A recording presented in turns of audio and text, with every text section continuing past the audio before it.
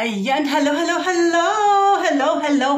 Isang love playing na hello sa inyong lahat. Good morning. Ayan, basa pa yung aking damit. Good morning.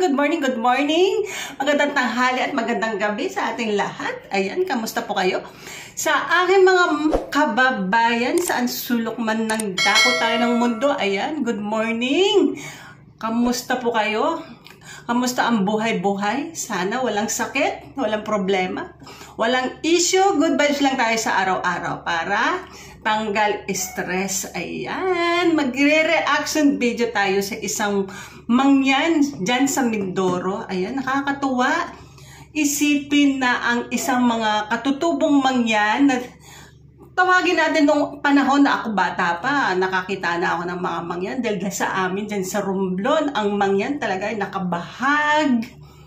Alam mo yun, walang damit, sila ay nasa bukid lang, palakad-lakad, patanim-tanim, ganyan-ganyan. Para mga sila ay, ang lungkot naman sabihin na hindi sila nag-aaral. Pero parang yun ang nakagisnan, disclaimer po, yun ang nakagisnan lang na parang sila ay talagang pinanindigan nila na sila ay nasa bundok lang na hindi nag-aaral. Tanim lang ng tanim ng mga pagkain, ng mga kamuting kahoy at kung ano-ano pa dyan sa bukid. Ayan, dahil ngayon, nakaka-proud isipin at nakakatuwa dahil sila ay nagbago na. Ang isip nila ay hindi lang habang buhay nasa bundok sila, kailangan din nilang bumaba sa kapatagan para mamuhay din ng normal bilang isang tao at bilang isang Pilipino. Ayan, nakakatuwa dahil sila ay mga nag-aaral na, nagbibihis damit na tulad natin. Tsaka may mga negosyo na rin sila, nagkaroon na sila ng tindahan, nakakapag-aral na, nakakapagtapos na ang kanilang mga anak. Ayan, nakakatuwa. Panoorin natin to, reaction tayo doon. Nakaka-proud bilang isang Pilipino. Akalain mo, nagbabago talaga ang mga tradisyon ng ating mga ninono. Ayan, panoorin natin to. Nandito kami sa Bulalakaw, Oriental Mindoro. Anong barangay ito? Barangay San Roque po. Opo. Maniniwala po ba kayo na si nanay ay kayo po limang yan talaga? Anong tribo po nyo? Po. Anong pangalan nyo po? Hindi naman sa Gansang po. Opo, bakit parang wala nang bakas yung pagiging mangyan sa inyo? Bakasyon? Bakas? Bakas ang pagiging hindi po nang sa kasuotan lang makikita siya. Pero yung kultura, marunong magsulat, marunong kumanta, lahat po ng kultura namin ay alam ko po. Pero ito sa inyo po itong tindahan? Kasi ang akala ng mga tao na kapag mangyan sa bundok, mga kabahag. Hindi po, para kasi naging challenge din sa amin yung kung paano makapamuhay ang mga Tagalog. Yung mga magagandang kultura na adopt na rin po namin. Paano nagbago ang buhay nyo? Dati po ay halos ang pagkain namin ay mga rock crops. Ngayon po ay nakakatibin. Ang pagkain na rin po namin ay bigas. Paano ka nakapagtayo nitong tindahan na to? Nagsimula lang po ako sa maliit. Oo. Nagsimula lang po ako sa maliit na sabit-sabit lang po sa bahay. Ay dinadayo po ng mga tao. Oo. Inilabas mo na po. Lumaki. Pero utay-utay lang po. Kailan pa itong tindahan nyo? 2013 po. Ang lumaki. Saan bahay nyo? Malaki na. Ito na din po. Ito na ang bahay nyo. Ilan ang anak mo? Yung dalawa po, pero namatay po yung isa. Makapag-aral na din. Anong natapos na? Hindi pa? Graduate din. Nang anong? Teacher po. Teacher? Nasa? Nagtuturo na? Oh, wow. Congrats, Nay. Yung asawa nyo? Nasa bukid po. Nasa bukid. Ang isa pang anak nyo, anong? Namatay na po. Dalawa lang. Namatay ang isa. So isa na lang pala. Yun. So ito ang ganda, no? Ang ganda ng tindahan nyo. Kasi kapag mangyan, sabi nakabahag, nasa bundok. Mali po yun. Mali po yun. Sinasabi po nila ang mga mangyan ngayon ay sibilisado na. Hindi po. Mula po nung kami ay ipinanganak, sibilisado na po sadya kami kasi marunong po kaming gamitan ng apoy, marunong po kaming gamitin ng aming kasuotan. So anong tribo nyo? Hanuno po. Ano po? Ang Hanuno, ano pinagkaiba sa ibang tribo? Marami na po sa amin nakapag-aral na kami po ay may sariling sulat. Ikumpara po sa ibang tribo, wala po silang sulat. Maliban lang sa isang tribo na buhig. Ilan ba ang tribo nyo?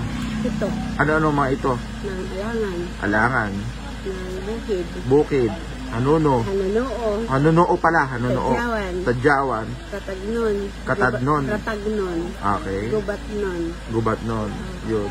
Ano yung alangan? Wala. Alangan parte po doon sa parte po doon sa Kalapan. Malapit po sa Kalapan. Tribo din yun. Oo, kaso lang, bagamat kami ay 7 tribo, may kanya-kanya po kami kultura, may kanya-kanya kami tradisyon, may kanya-kanya kami paniniwala. Anong tribo nyo? Anong tradisyon ng Hanunuo? Yang kasi pagka halimbawa panahon po ng aming paghahasik, meron pong isinasagawang ritual. Ganyan, opo. So, pero sa totoo lang, ang tribo nyong Hanunuo, ang pinaka-asensado, mayaman. Ay, hindi ko po masasabi. pero para sa akin, yun po. Kasi may sarili kaming sulat, may sarili kaming kanta, may sarili kaming kwento. Yan. Mayaman po ang kultura. Anong payo mo sa mga katutubong mga kasamahan mong katutubong mga yan? Yan, bagamat po ay nakikisabay na po sa buhay ng nasa kapatagan ngayon, huwag pa rin pong kalimutan yung aming kultura. And doon sa mga gustong marating ang buhay. Ayan, ito may aso.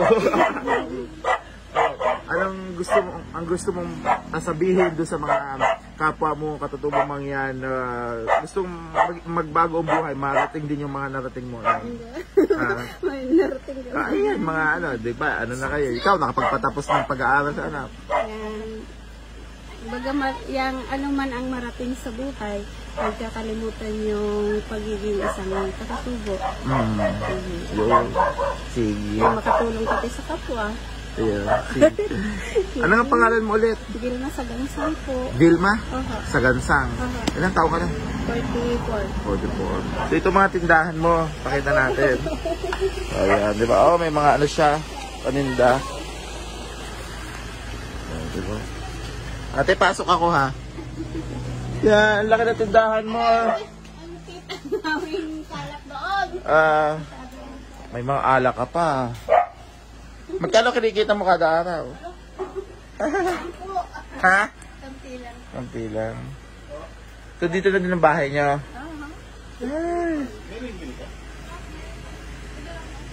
Ito po nakilala kong mayamang mangyan. Nagagawa din pa ako ng ganito. Ayan, pakita mo. Ano yung ginagawa mo?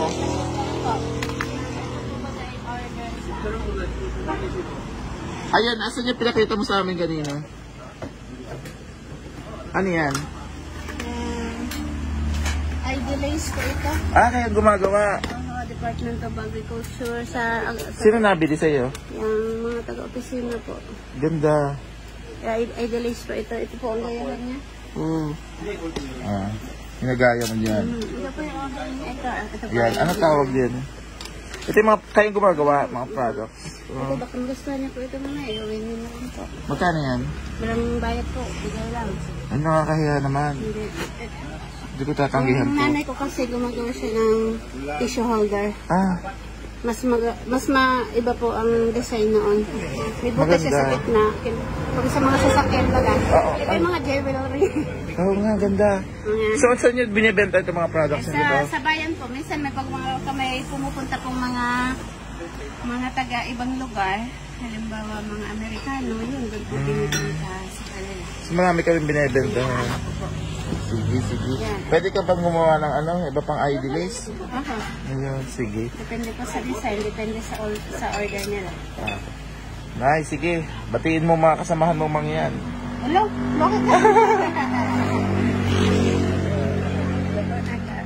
Sige, Nay. Thank you, Nay. Ito, anak mo. Yung teacher? Sino yung teacher? Teacher ka? Saan ka nagtuturo? Sa Mansalay. Anong pangalan mo? Madibet sa gansan. Madeline?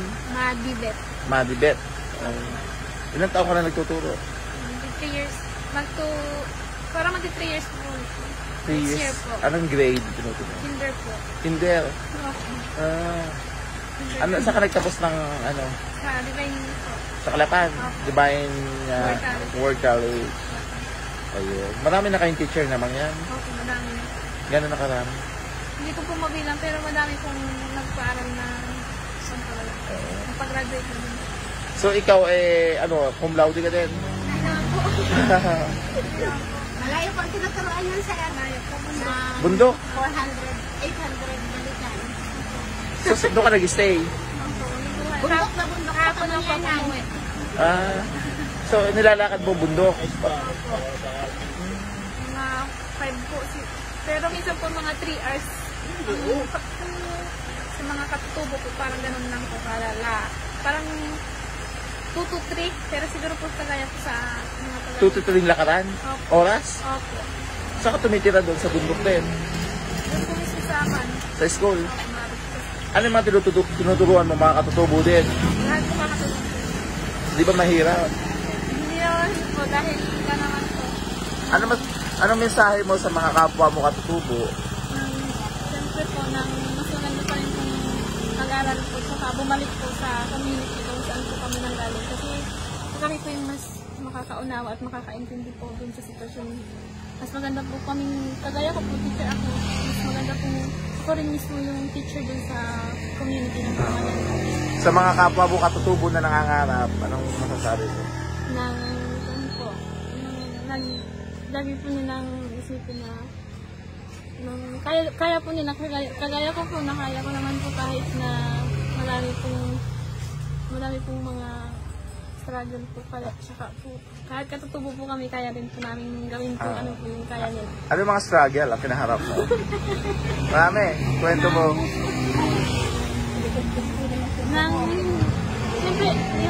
Siyempre po, yung iba po nakakaranas na katutubo lang po kami, pero hindi naman po sa ganun. Kasi hindi naman po ako nakakaranas ng discrimination sa mga naging kasama ko. Kasi po, hindi naman po lahat ng mga Tagalog po.